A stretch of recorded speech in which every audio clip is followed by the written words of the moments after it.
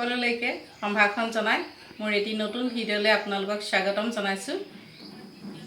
আজি এটি অসমীয়া ব্যঞ্জন ৰান্ধিম বুলি ভাবিছোঁ। এই যে দেখিছে এৰা কচু, দহি কচু আৰু ইয়াক দুধ কচু বিভিন্ন নামেৰে কয়। আৰু আজি ৰান্ধিম। এয়া আমি টুকুৰা টুকুৰকৈ কাটি লৈছোঁ। কাটি এনেকৈ চুচ গুচাম। এই চুচখিনি গুচাই চাফা কৰি ধুই ল'ম। তাৰপিছত সৰু সৰুকৈ কুটিম, আপোনালোকক দেখাই আছোঁ।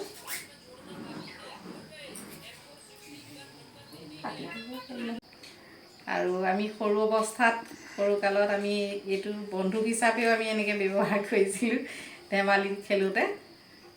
আজি আমি বনাম বুলি ভাবিছোঁ। এইটো এনেকৈ আমি টুকুৰা টুকুৰ কৰি লৈ এইখিনি চুচ গুচাবলগীয়া হয়। এইখিনি চুচ গুচাই লওঁ, এনেকৈ গুচাওঁ।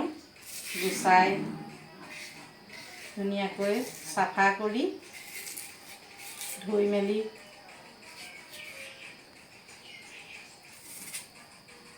লোৱা হয়। এনেকৈ সৰু সৰুকৈ টুকুৰা কৰি তাৰপিছত আকৌ মিহি মিহিকৈ কুটিব লাগিব। মই আপোনালোকক দেখুৱাই থাকিম বাৰু। এয়া আমাৰ মাটিৰ ঘৰৰ চৌকা আছে, খৰি, কিন্তু গৰমৰ কাৰণে গেছতে বনাবলৈ লৈছোঁ। এয়া মই মিহি মিহিকৈ কুটি ল'লোঁ, লগতে আলু কাটি দিছোঁ। তাৰপিছত আৰু দিম এয়া দাইল দিম, এয়া চয়াবিন, পিঁয়াজ কুটি লৈছোঁ, এয়া দিম।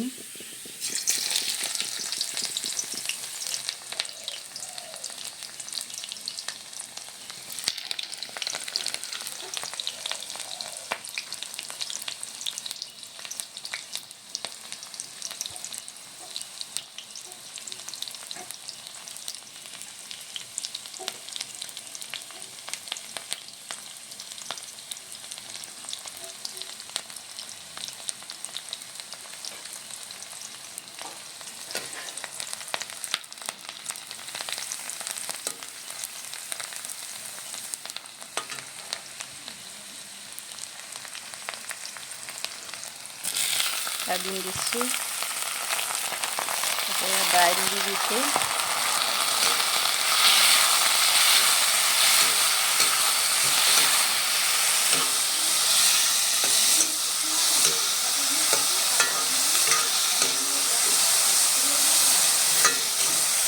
নিমখ আৰু হালধি আন্দাজমতে দিছোঁ, আৰু দুটামান জলকীয়া, পকা জলকীয়া দিছোঁ।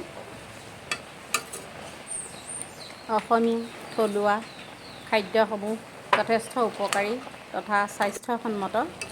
বজাৰৰ কীটনাশক শাক পাচলিতকৈ ঘৰতে পোৱা কচু, ঢেকীয়া স্বাস্থ্যৰ বাবে কিমান উপকাৰী আৰু সোৱাদযুক্ত সেয়া আপোনালোক সকলোৱে জানেই।